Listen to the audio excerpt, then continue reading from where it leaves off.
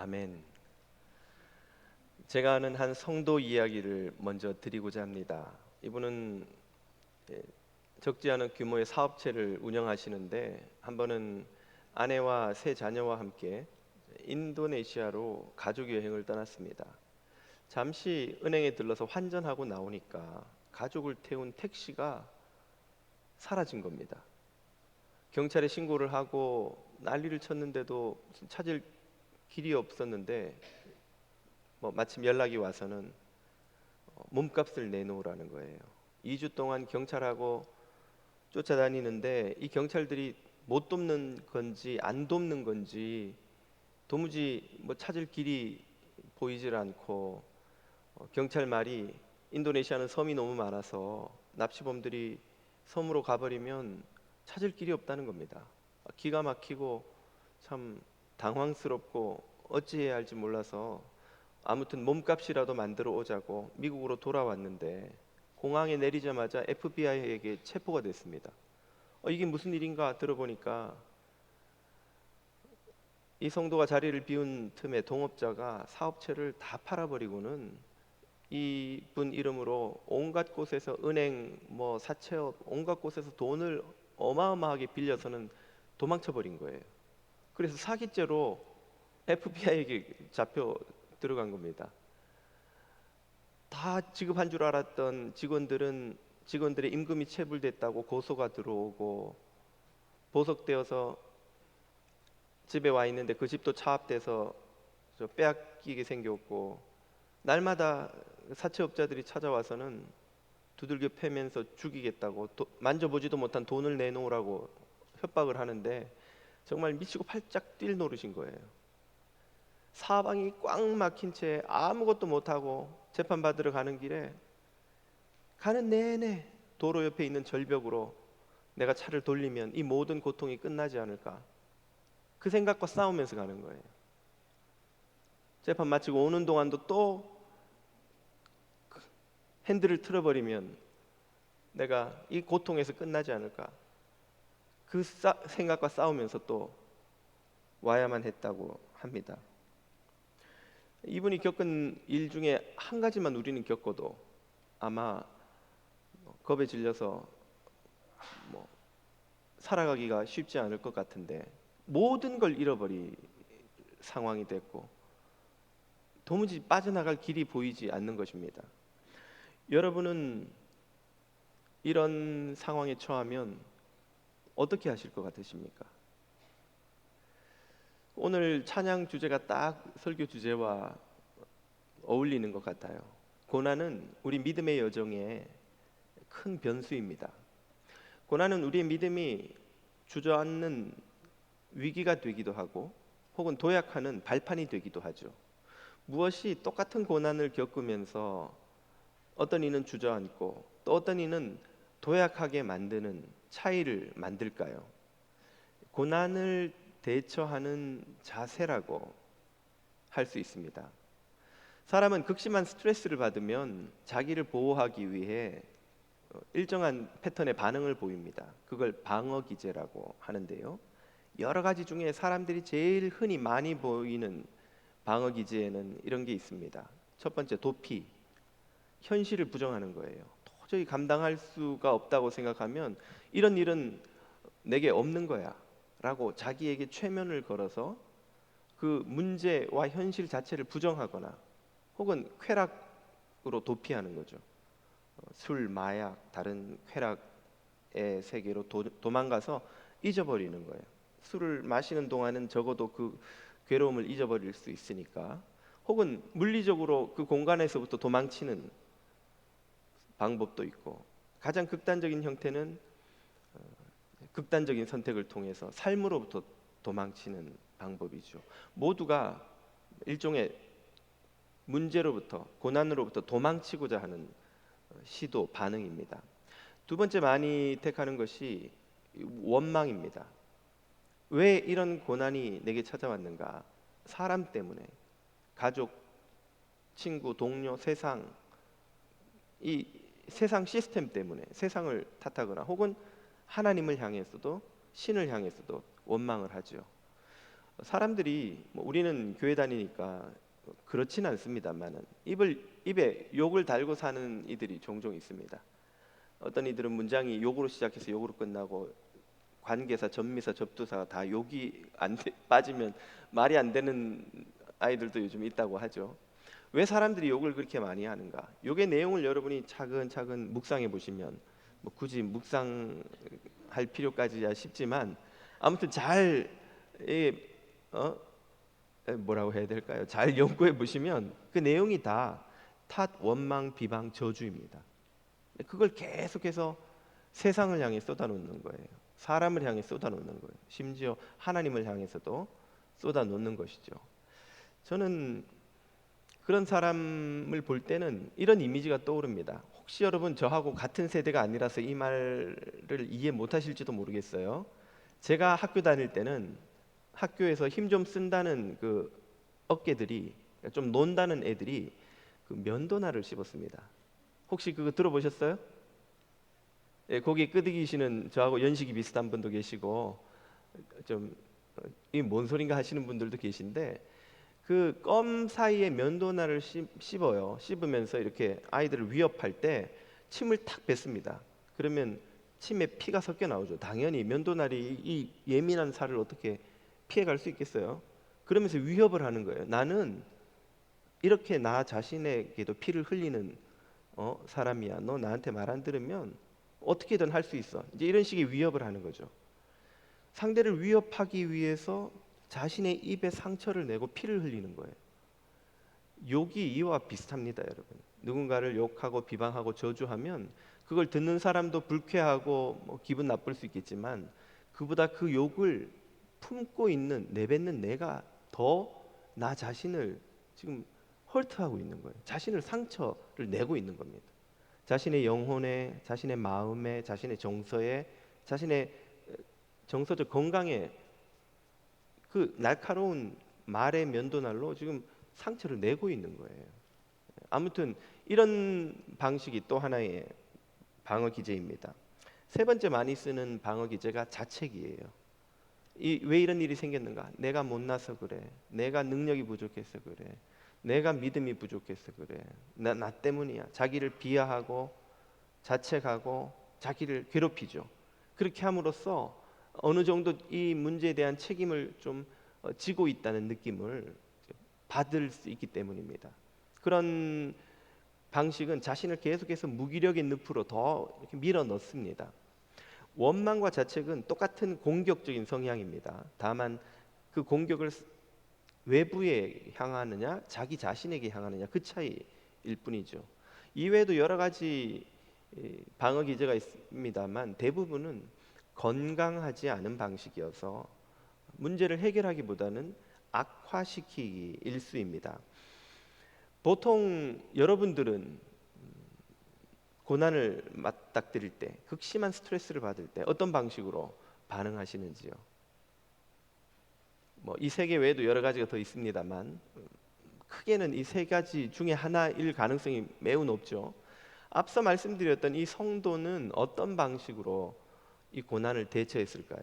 여러분이 그런 사방이 꽉 막힌 고난의 그 우물에 빠졌다면 어떻게 대처하시겠습니까? 그의 대처를 설명하기에 앞서서 먼저 그 실명으로 그분 이름을 좀 밝혀야 할 것 같아요. 여러분도 아시는 분입니다. 예, 데이빗 킴이라고. 다윗. 예, 오늘 본문의 주인공 다윗이 바로 그 고난의 주인공입니다. 예, 그가 겪고 있는 고난을 현대적으로 해석해 보면 그런 상황이라는 말이에요. 다윗은 지금 아까 제가 앞에서 말씀드렸던 그 상황보다 더하면 더했지 조금도 덜하지 않는 사방이 꽉 막힌 탈출할 길이 없는 고난의 함정에 빠졌습니다. 그는 매일매일을 진퇴양난의 자리에서 살얼음판을 걷는 것 같은 불안한 나날을 살아가고 있습니다. 그가 지금 거주하고 있는 곳은 블레셋의 시글락이라는 타운이에요. 예, 지금 보시는 지도에서 노란 영토가 블레셋 땅이고요.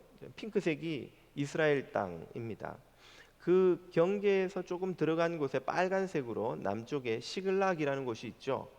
여기가 지금 다윗과 그 부하들 가족들이 정치적 망명을 하며 살아가는 타운이에요.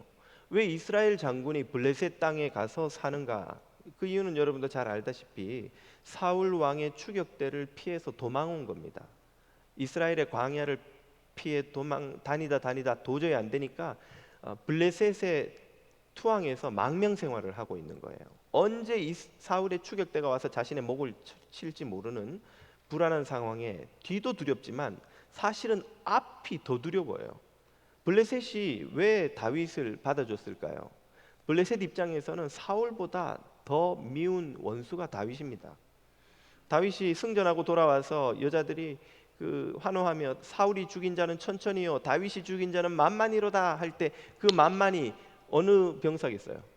다 블레셋 병사입니다. 다윗은 블레셋과의 전투에서 세운 공적으로 떠오른 인물이에요. 그러니 블레셋 입장에서 다윗이 이쁠 리가 있습니까? 당장 잡아 죽여야죠. 그런데 왜 받아들여서 자기네 땅에서 살게 해주었을까요? 정치적으로 이용할 가치가 있었기 때문입니다. 다윗을 잘 케어해서 지켜주다가 나중에 다윗이 힘을 길러서 사울 정부를 무너뜨리고 왕이 되면 이스라엘의 친 블레셋 정부가 서는 거예요. 그럼 블레셋이 정치적으로 거둘 수 있는 이익이 굉장히 많습니다. 우리나라 역사에도 보면 옛날에 소현세자를 비롯한 고려 조선의 왕족, 왕자, 귀족들이 여럿이 유학이라는 명목으로 혹은 다른 여러 가지 명분으로 중국에 가서 살다가 오잖아요. 중국이 왜 비싼 돈 들여서 그 남의 나라 왕자, 귀족들을 먹이겠어요? 그 왕자가 나중에 돌아가서 왕이 되면 친중 정권이 거기 서는 거예요.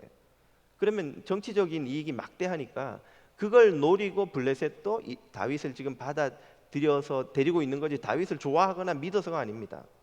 그 말은 다윗 입장에서는 언제 블레셋이 변심해서 정치적 이익이 없다고 판단하고는 자기 목을 칠지 모른다는 이야기예요.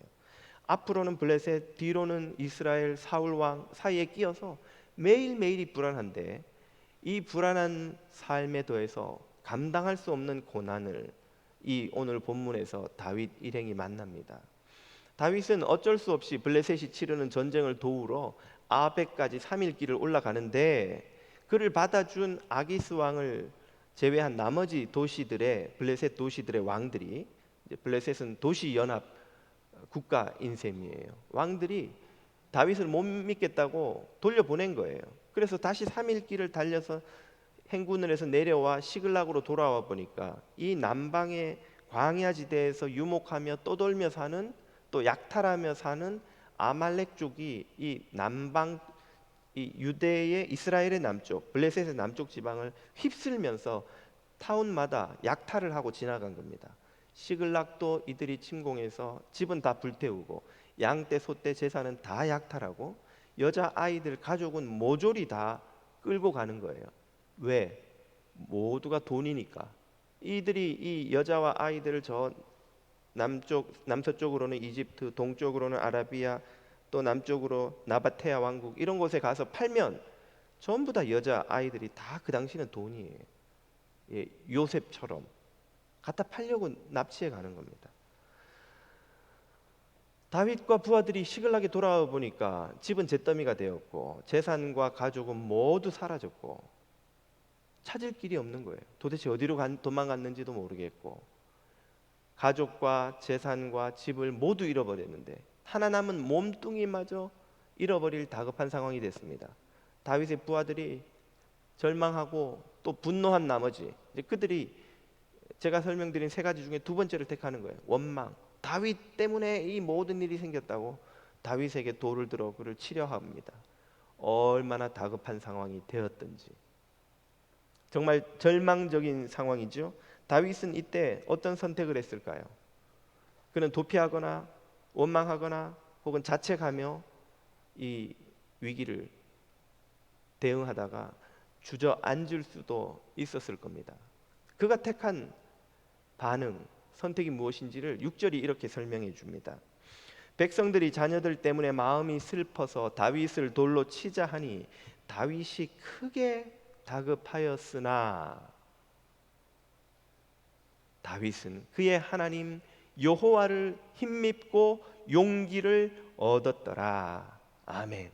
다윗은 도망치지도 원망하지도 자책하며 생을 낭비하지도 않고 하나님을 바라봤어요. 하나님을 힘입었어요. 그랬더니 그에게 하나님이 용기를 더해 주셨습니다. 용기를 회복했습니다. 그 생사의 고비를 뚫고 지금까지 달려온 다윗의 그 용기가 회복되었어요. 하나님은 어떤 절망적인 상황에 놓인 이들에게도 넉넉하고 부족함 없는 용기를 더해 주시는 분이십니다. 우리 하나님이 우리에게 그런 용기를 주시는 분임을 여러분 믿으시기를 축복합니다. 하나님이 주시는 용기는 어떤 절망과 시련도 넉넉히 이길 수 있는 힘이 거기에는 있다는 사실을 믿으시기를 바랍니다. 오직 하나님은 미쁘사 우리가 감당치 못할 시험 당함을 허락지 아니하시고 또한 시험 당할 즈음에 또 피할 길을 내사 우리로 능히 감당케 하시느니라. 아멘. 하나님이 이렇게 용기를 주시는 분이십니다. 다윗은 그 하나님을 바라보고 하나님을 힘입고 용기를 얻어서 고난과 정면으로 맞서기로 선택한 것이죠. 도망치기로 하지 않았습니다. 누군가를 원망하면서 혹은 자기를 비난하면서 시간을 낭비하지도 않았습니다. 하나님을 바라봤어요. 하나님을 힘입었어요. 그래서 용기를 회복했습니다. 용기는 우리가 고난을 맞닥뜨릴 때 가장 필요한 첫 번째 요소입니다. 많은 교인들이 그런 말씀을 하세요. 목사님, 너무 힘드니까 기도가 안 돼요. 기도가 안 돼요. 하나님 말씀 같이 보십시다. 성경 펴고 싶은 마음도 안 생겨요. 지금 이 상태는 마음의 모든 의욕이 사라진 상태. 아무것도 하기 싫은데 무기력과 우울과 낙심으로 마음의 용기가 사라진 상태. 몸에 힘이 부족해서 싸우지 못하는 게 아니에요. 마음의 에너지가 다 빠져나가 버려서 대응하지 못하는 겁니다. 다윗은 그 잃어버렸던 용기를 되찾았어요. 아내를, 자녀를 잃고 재산을, 집을 잃고 부하들마저 자신을 죽이려 하는 상황에서 너무 절망하고 낙심하고 두려워서 도망치고 싶고 포기하고 싶고 주저앉고 싶은 그 순간에 필요했던 용기를 하나님을 힘입음으로 얻었습니다. 하나님이 주셨어요. 그러면 하나님을 힘입는다는 게 뭘까요? 너무 힘드니까 하나님 하고 막 하나님의 이름을 부르면 용기가 확 회복이 됩니까? 작은 고난은 그렇게 하면 효과가 있습니다. 근데 너무 큰 고난을 겪을 때는 하나님의 이름을 부르는 것만으로 마음의 회복이 안 될 때가 있어요. 그러면 하나님을 힘입는다는 건 도대체 무슨 뜻인가? 그 첫째는 하나님의 약속을 떠올린다는 뜻입니다. 다윗의 마음속에 하나님이 주신 약속이 떠오르는 거예요. 하나님의 이름을 단순히 그냥 입으로 부르는 것이 아니라 그 하나님께서 주신 약속을 마음에 떠올리는 거죠. 하나님이 어떤 약속을 주셨는데요? 다윗은 율법을 묵상하는 사람입니다. 복 있는 사람은 악인의 길을 쫓지 아니하고 죄인의 길에 서지 아니하고 오직 여호와의 율법을 주야로 즐거워하며 그 율법을 묵상하는 자로다.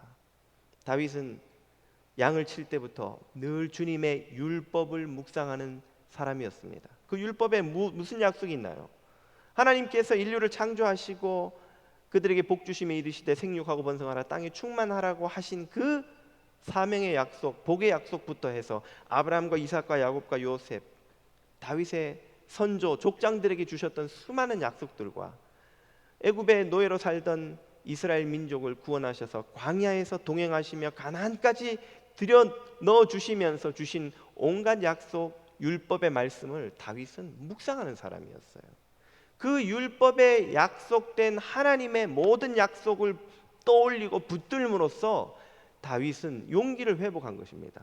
오늘 우리도 예수 그리스도를 통해 주시는 수많은 약속들을 붙들고 살아가는 사람이죠. 그 약속의 절정은 다시 오셔서 하나님의 나라를 이 땅 위에 온전히 새하늘과 새 땅으로 임하게 해주시리라는 약속입니다. 이 약속 중에 하나를 들어보십시오. 이사야 43장입니다. 내가 물 가운데로 지날 때에 내가 너와 함께 할 것이라. 강을 건널 때에 물이 너를 침몰하지 못할 것이며 내가 불 가운데로 지날 때에 타지도 아니할 것이요 불꽃이 너를 사르지도 못하리니. 물과 불은 우리가 도저히 감당할 수 없는 가장 위협적인 존재이지요. 그 물과 불 가운데 지날 때에도 주님이 우리와 동행하고 지키신다는 약속, 다윗은 이 약속을 붙들었던 거예요. 성도들은 오늘 이 약속을 붙드는 것입니다. 그럼 이 약속을 어떻게 붙들까요? 고난이 왔는데 잠깐만, 돌 던지는 거 잠깐만 스탑. 작전 타임. 내가 하나님의 말씀을 찾아서 약속을 좀 찾아봐야 돼. 이럴 시간이 다윗에게 있었을까요? 우리가 고난이 닥쳐서 기도할 힘도 안 생기고 성경 볼 마음도 안 생기는데 하나님의 약속을 찾아가지고 여기 약속이 있네, 이게 가능하겠습니까? 다윗이 떠올린 하나님의 약속은, 다윗이 그 절체절명의 순간 하나님을 힘입었다는 것은 그의 마음에 새겨져 있는 하나님의 약속이에요. 늘 주야로 여호와의 율법을 묵상하고 즐거워하고 암송하여서 그의 마음에 새겨져 있던 약속이에요. 그 약속이 튀어오르는 거예요. 자동으로. 고난으로 눈앞이 캄캄해질 때 마음속에서 하나님이 물 가운데 지날지라도 불 가운데 지날지라도 내가 너와 함께하리라, 이 약속이 떠오르는 거예요. 예수님이 광야에서 고난당하고 시험당하실 때, 마귀가 세 가지로 시험할 때 예수님이 세 가지를 답하시면서 이렇게 시작하시죠. 기록되었을 때, 잠깐만 마귀, 내가 지금 율법의 어딘가에 이럴 때 필요한 말씀이 있었거든, 잠깐만. 예수님이 그러실 수가 있었겠냐는 거예요. 예수님을 비롯한 당시의 랍비들, 바리새인들은 율법을 통째로 암송하는 이들이었습니다. 예수님도 당연히 암송하신 하나님의 말씀이 그 마음에 떠오르는 거예요. 하나님 부를 때 하나님의 그 약속의 음성이 마음에 들리는 거예요. 그 약속의 말씀을 붙들고 힘을 얻어 용기를 회복했던 것입니다. 그러므로 사랑하는 여러분, 고난의 때가 오면 하나님의 약속을 붙들지 그렇게 생각하시면 안 됩니다. 그때는 진짜 성경 필 힘도 없어요. 기도를 하고 싶어도 기도가 안 나와요. 기도할 힘도 없어요. 그때 필요한 것이 무엇입니까? 우리 마음속에 떠오르는 약속의 말씀입니다. 그러므로 약속의 말씀을 여러분 묵상하셔야 돼요. 공부하셔야 돼요. 그리고 암송하셔야 돼요. 아이고 목사님, 우리 나이에 무슨 암송이에요. 애들도 아니고. 한 달만 아침마다 방금 읽었던 이사야 43장 2절을 읽어보세요. 한 달만 하나님의 약속의 말씀을 붙들고 매일 읽어보세요. 그 시간보다 훨씬 많이 우리는 유튜브 보면서 보내잖아요. 주식 동향 보면서 보내잖아요. 훨씬 더 봐도 그만 안 봐도 그만의 뉴스 기사 보면서 시간 보내잖아요. 하루에 5분만 그 말씀을 읽고 묵상하면 한 달이면 마음에 새겨집니다. 그리고 고난의 때에 그 말씀이 떠올라요. 1년이면 12개의 구절이 마음에 새겨지잖아요. 하나님을 힘입는 데에 이보다 더 큰 효가 있는 방법이 없습니다.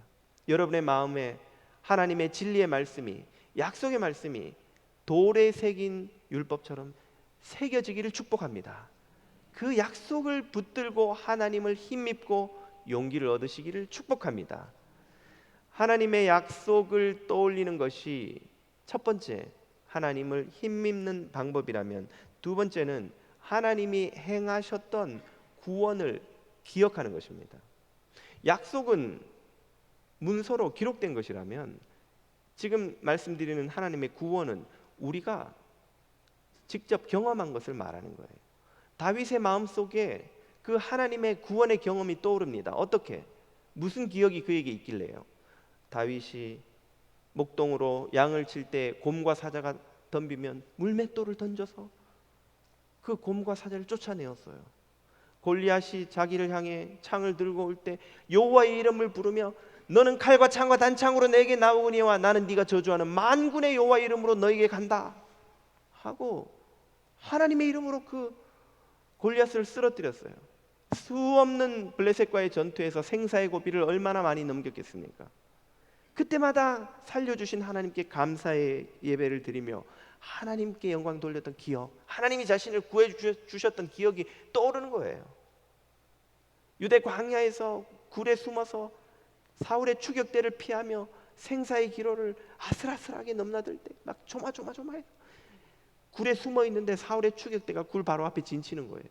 나가지도 들어가지도 못하고 벌벌 떨고 있는데 사울이 들어와 낮잠을 잡니다. 깨거나 하면 죽는 거예요. 다 그 어둠 속에, 굴 속에 숨어 있는 동안에. 유대 광야에 가면 굴이 거미줄처럼 땅 속에 막 이렇게 연결이 돼 있어요. 저쪽에 숨어 있으면 이쪽에서는 숨 죽이고 있으면 모릅니다. 굴이 큰 그런 굴이 아니에요. 조그만 굴들이. 그때마다 건져주신 하나님에 대한 기억이 떠오르는 겁니다. 다윗이. 그 하나님의 기억을 떠올리면서 다윗이 용기를 회복하는 거예요. 그때도 살려주셨는데, 그때도 살려주셨는데. 그 살려주신 기억이 쌓이고 쌓이고 쌓이고, 그래서 확신이 되어서 나오는 노래가 내가 사망의 음침한 골짜기를 다닐지라도 해를 두려워하지 않을 것은 주께서 나와 함께 하심이라. 주의 지팡이와 막대기가 나를 안위하시나이다. 이 고백은 다윗이 문학 소년이어서 책을 보다가 야, 이 단어 멋있다, 이 구절 좋다, 요거 베껴야지, 그렇게 만들어낸 게 아니에요. 다윗이 직접 수없는 생사의 고비를 넘나들면서 죽을 수밖에 없는 상황에서 자신을 살려주신 그 하나님을 인해 감격하면서 하나님이 어찌 나를 또 이렇게 살려주시는지, 그 고백이 쌓이고 쌓이고 쌓여서 나오는 노래입니다. 내가 사망의 음침한 골짜기를 다닐지라도 해를 두려워할 이유가 없어요. 주께서 나와 함께 하십니다. 나의 목자 되신 주님의 지팡이와 막대기가 나를 돌보시나이다. 주님의 구원의 기억이 그에게 용기를 주는 겁니다. 이사야서는 그런 기억을 되살리는 경험을 이렇게 노래하죠. 그러므로 너희가 기쁨으로 구원의 우물들에서 물을 기르리로다. 구원의 우물들이 뭘까요? 어느 동네에 가면은 우물 이름이 구원 1, 구원 2, 구원 3 이렇게 이름이 붙어 있는 겁니까? 우리 마음에 있는 구원받은 기억들을 말하는 거예요. 그 기억들을 되살려서 물을 기른다. 그 기억들을 다시 떠올려서 하나님이 그때 나를 이렇게 구해주셨지, 하나님이 그때 내가 낙제에서 쫓겨날 뻔했는데 하나님이 이렇게 나를 구해주셨지, 하나님 그때 내가 이렇게 부족해서 이렇게 실패하고 넘어져서 절망하려고 하는데 나를 구해주셨지. 그 기억을 떠올리게 해주는 경험을 말하는 거예요. 구원의 우물물에서 날마다 물을 기르라. 이 경험으로 우리는 믿음의 여정을 끝까지 달려가는 겁니다. 여러분, 결혼 생활도 마찬가지 아닙니까? 내가 이 인간이랑 무슨 그때 눈이 뒤집혀서 이 인간의 반지를 받았을까? 내 인생 최고의 실수로다. 이런 때도 사실 있잖아요. 없지 않잖아요. 그런데 어떻게 삽니까? 데이트할 때 그 추억, 그 신혼 때 그 추억, 같이 보냈던 좋은 시절, 혹은 이 인간이 나한테 잘해줬던 그 시절을 떠올리면서 힘을 얻는 거 아닙니까, 여러분? 저만 그런 거예요?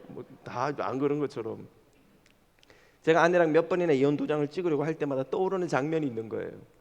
우리 평화를 첫째 남양주에 있는 소아과 병원에서 아내가 출산할 때, 그때는 한국에 우리는 여기서 소아과에서 진료받고 출산은 큰 병원 가서 하잖아요. 한국은 동네 소아과에서 그냥 출산을 했습니다.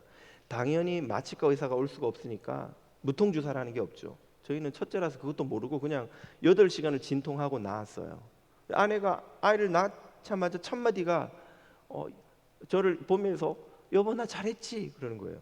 그래 아이 낳느라고 고생했고 잘했는데 그게 무슨 뜻일까 제가 생각하는데 아내가 그러는 거예요. 제왕절개 안 해서 몇십만 원 아꼈다는 거예요. 그 의사가 할 때 그랬거든요. 통증이 너무 길어져서 제왕절개 하는 게 어떠냐고 그랬더니만 아내가 안 한다 그러더라고요. 그래서 저는 그냥 몸에 그게 안 좋을까 봐 안 한다 그런 줄 알았는데 제 기억으로 한 20몇만 원 그렇게 됐던 것 같아요. 그거 아끼려고 아내는 제왕절개 안 하고 8시간 진통을 한 거예요. 그리고는 나 잘했지 돈 아꼈어 그러는 거예요. 이혼 도장을 딱 찍으려고 하는 순간 그 장면이 딱 떠올라요. 그래도 어떻게 이렇게 이혼하나, 살자. 또 그러다 보니까 둘째, 한 번 더 살자. 그래도 셋째. 저만 나쁜 놈이에요 지금? 다 여러분은 막 행복해 죽겠어요 지금. 막 깨가 쏟아져 가지고 막 손잡고 계세요 지금 옆에? 서집사님 손잡고 계시는 거예요 지금? 네, 우리 결혼 생활도 마찬가지예요. 그 행복한 기억을 오래 간직하는 것이 얼마나 결혼 생활을 풍요롭고 복되게 하는지 모릅니다. 우리 믿음의 여정도 마찬가지예요. 주님이 우리를 어떻게 사랑해 주셨는가, 그걸 떠올리면서 고난의 때의 용기를 회복하는 거예요. 베드로 사도가 뭐라고 했는지 한번 들어보십시오. 예수 그리스도의 종이며 사도인 시몬 베드로는 우리 하나님과 구주 예수 그리스도의 의를 힘입어, 다윗이 하나님을 힘입었듯이 베드로도 하나님과 예수님을 힘입어서 동일하게 보배로운 믿음을 우리와 함께 받은 자들에게 편지하노니. 이게 힘입는다는 게 무슨 뜻입니까? 베드로도 주님으로부터 받은 사랑의 기억들이 너무 많이 마음에 쌓여 있는 거예요. 내가 예수라는 일을 어떻게 한다고 모른다고, 그런 인간. 저주하면서 예수님을 부인할 때 3번이나 부인하는데 가야바의 그 법정의 마당에서 돌아보시는 주님과 눈이 마주쳤어. 나가서 통곡할 때에 닭이 울었던 그 장면으로 그 죄책감을 버릴 수가 없는데, 예수님이 갈릴리 해변에서 그를 찾아오셔서 3번이나, 그가 3번 부인한 것처럼 3번이나 베드로야 네가 나를 사랑하느냐? 그러면 다 된 거야. 내가 너에게 맡기는 양들을 먹이렴. 네가 나를 사랑한다면 그걸로 다 된 거야. 너의 허물, 실수, 나를 부인하며 저주했던 것 나는 기억이 안 나. 베드로는 주님으로부터 받은 그 용서의 은혜를 잊을 수가 없습니다. 주님이 자신을 위해 행하셨던 모든 일들을, 특히 십자가에 매달려 피 흘리시던 그 장면을 베드로는 잊을 수가 없는 거예요. 베드로는 자신이 고난당할 때마다, 심지어 거꾸로 십자가에 못 박혀 순교하는 그 순간에까지 주님이 자신을 위해 흘리신 보혈, 주님이 자신을 용서하신 그 가야바의 법정의 마당에서의 그 장면, 그 해변에서의 주님의 음성, 그걸 떠올리는 거예요. 베드로는 그 기억이 베드로로 하여금 포기하지 않고 예수 그리스도의 의를 힘입어 끝까지 믿음의 길, 사도의 길, 사명의 길을 갈 수 있게 만들어주는 것입니다. 여러분의 마음 속에는 어떤 구원의 우물이 자리 잡고 있나요?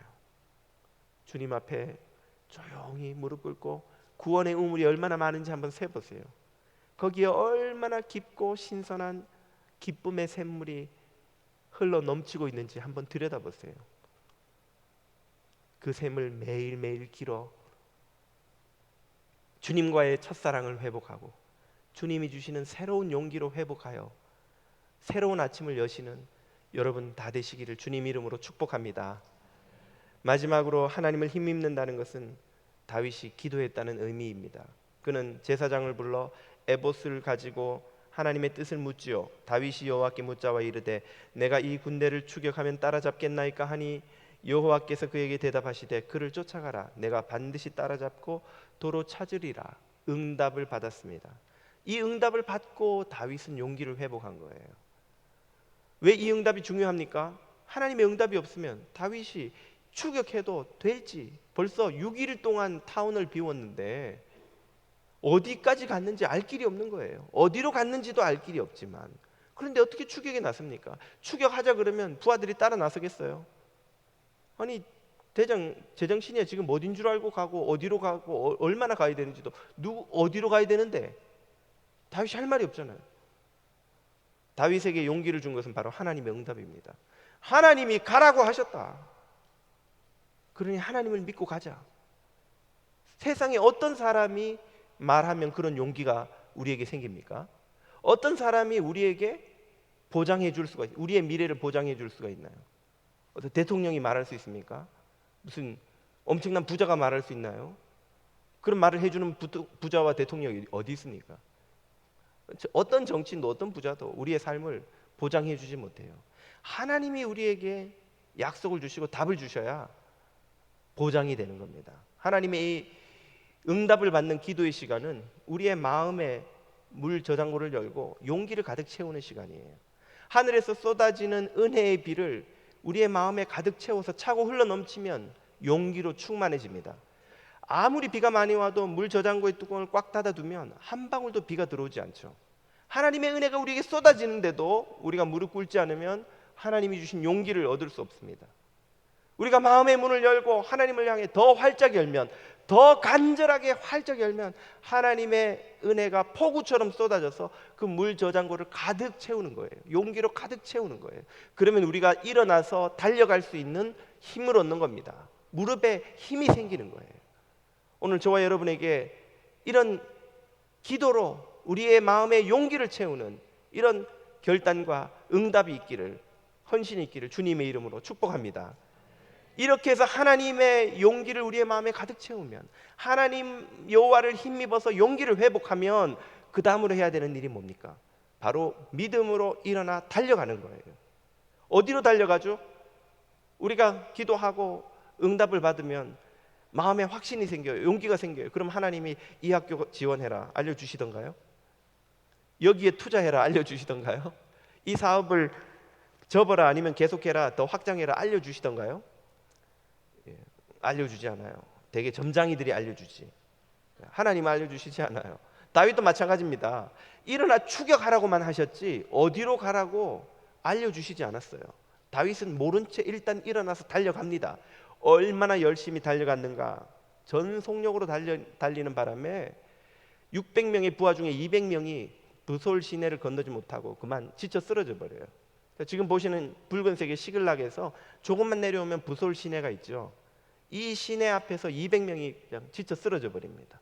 나머지 400명만 데리고 추격을 계속 하는데 문제는 어디로 가야 될지 모르는 거예요. 이 애굽 쪽으로 가야 되냐, 아라비아 쪽으로 가야 되냐, 나바테아 쪽으로 가야 되냐, 광야로 들어가야 되냐. 그런데 나서다가 보니까 예기치도 못하게 광야에서 쓰러져 죽어가는 애굽 종, 피부가 까만 노예 하나를 만난 겁니다. 그리고 그 종이 하는 말이 자기를 살려주면 아말렉 쪽이 도망간 데를 알려주겠다는 거예요. 그래서 그 종 덕분에 아말렉이 간 길을 알고 추격할 수 있었던 겁니다. 일단 믿음으로 순종하면 길은 하나님께서 예비해 열어주시는 줄 믿으시기를 바랍니다. 하나님은 웨이메이커, 길을 열어주시는 분이에요. 길을 열어주시는 분이에요.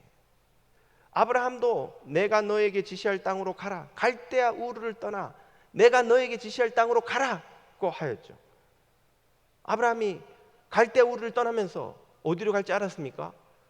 그 가는 데가 갈대아 우르보다 좋은 데예요, 나쁜 데예요? 우리는 그게 알고 싶잖아요. 그 모르고 떠나고 싶은 분이 있으세요? 하나님은 알려주시지 않는 거예요. 그냥 내가 너에게 지시할 땅으로 가라, 가면 내가 알려주마. 다윗에게도 나를 믿고 뛰어가라는 거예요. 가면 내가 알려주마. 어떻게 해요? 널 위해서 애굽 종을 준비해 두었다. 우연 같지만 하나님이 예비하신 필연적인 길이 열리는 겁니다. 하나님은 우리에게 피할 길을 내시고 극복할 길을 열어주시고 광야에서도 길을 만드시는 분이에요. 더구나 다윗 일행이 아말렉을 쫓아갔다고 치십시다. 아말렉과 싸워서 이길 가능성이 있을까요? 다윗은 400명으로 지금 6일 동안 행군하고 또 전속력으로 달려가고 있어요. 거기에 비해서 아말렉은 나중에 뒷부분을 보면 도망친 사람만 400명이라고 했어요. 그럼 훨씬 많은 사람, 군인이었단 말이죠. 그들과 정규전으로 싸웠으면 다윗이 못 이기거나 이기더라도 엄청난 희생을 치러야 했을 겁니다. 그런데 도착해 보니까 이 아말렉군이 승리에 도취돼서 그냥 다 술 먹고 뻗어버린 거예요. 오늘 본문을 보면 새벽부터 저녁까지 쳤다 그랬어요. 그 말은 밤새 술 마시고 뻗어 있는 적을 그냥 처리했다 그 말이에요. 지쳐서 도저히 감당할 수 없었던 전투마저도 이길 수 있도록 하나님이 예비해 두신 겁니다. 만약 다윗이 부하들하고 앉아서 야 어디로 가야 되는지도 모르는데 우리가 어떻게 나가지? 쫓아가지? 요행이 쫓아가서 만났다고 치자. 지금 우리 400명 가지고 다 지쳐서 어떻게 그 아말렉하고 싸워서 이기지? 계산하고 있었다면 다윗은 일어나 나가지도 못했을 겁니다. 우리가 앉아서 계산하면 아무것도 될 게 없어요. 사방을 둘러봐도 빠져나갈 길이 안 보입니다. 그럴 때 하나님 우리에게 명하시죠. 일어나서 전진하라. 우리가 할 수 있는 일을 무엇이든지 시작하라는 거예요. 하나님께서 빠져나갈 길을, 극복할 길을 열어두시니 가라는 거예요. 그 순종의 결과는 무엇입니까? 다윗이 자신의 가족과 재산을 다 되찾았을 뿐 아니라 아말렉이 이 남방 일대 유대와 블레셋 남쪽 지방을 휩쓸면서 다른 여러 타운에서 쓸어온 것까지 모두 다윗이 되찾은 거예요. 잃어버린 것보다 몇 배를 되찾은 것입니다. 얼마나 많이 되찾았던지 다윗에게 돌로 치려하던 부하들이 갑자기 입장을 바꿨어요. 뭐라고? 보라, 다윗의 전리품이로다. 다윗 덕분이다, 이 말 아니에요. 우리가 바라고 계획하고 얻기를 원하는 것보다 하나님이 훨씬 더 큰 것을 주시는 풍요로운 분이신 줄 믿으시기를 축복합니다. 하나님께 일할 공간을 내어드려야 돼요. 하나님께서 선택하시고 인도하시고 이루실 여지를 내어드려야 돼요. 우리의 계산에 빈틈없이 다 맞추어서 하나님은 이 부분을 담당해 주세요. 그러면 하나님이 일하시지 못합니다. 우리가 일하면 엉망, 잘 돼봐야 본전, 대부분 엉망이 돼요. 세계 최고의 인테리어 건축가를 여기 지금 모셨다고 치십시다. 우리가 그 사람을 주방에 데리고 가서 주방에 싱크대 요건 요렇게 고쳐주시고 저렇게 고쳐주시고 요건 요거 달아주시고 이렇게 해주세요. 그럼 그 사람이 뭐라 그러겠어요? 고객님께서 그렇게 해달라면 얼마든지 해드릴 수 있는데 같은 버짓으로 저한테 맡겨주시면 어떠시겠어요? 왜요? 제가 좀 인테리어 좀 합니다. 그 사람이 손을 대면 듣도 보도 못한 최고의 인테리어가 나오는 거예요. 우리가 그 인테리어 계획을 짜면 뭐가 나오겠어요? 우리 수준에서 조금 나은 게 나와요. 우리 인생을 최고로 데코하실 수 있는 분 누구십니까? 하나님이십니다. 하나님께 맡기면 하나님이 우리 인생에서 놀라운 일을 행하셔, 기적을 행하세요. 우리가 계획하는 것보다 훨씬 더 큰 일을 행하세요. 믿으시기를 바랍니다. 하나님께 맡겨드리시기를 바랍니다. 하나님이 부르실 때에 믿고 순종하실 수 있기를 바랍니다. 설교를 끝내기 전에 반드시 드려야 될 말씀은 이혼 도장 찍으려고 한 적은 없어요. 사실은 재밌게 말하려다 보니까 그런 겁니다. 아시죠? 우리 자매님 오늘 다음 주에도 여러분을 뵈려면 제가 수습을 해야 될 것 같아서 아무튼 다윗은 절망적인 상황에서도 도피하거나 원망하거나 자책하지 않았습니다. 하나님을 힘입어 용기를 내어 극복하여 승리하였고 놀라운 승리를 경험하였습니다. 오늘 여러분은 인생의 고난을 대하여 어떻게 반응하시는지요? 신실하신 우리 하나님의 약속을 기억하십시오. 변함없으신 하나님의 구원을 바라보십시오. 하나님의 충만한 은혜와 용기가 우리의 마음에 가득 차도록 기도로 나아가 그 하나님의 힘으로 일어나 달려나가 승리하시는 저와 여러분이 다 되시기를 축복합니다.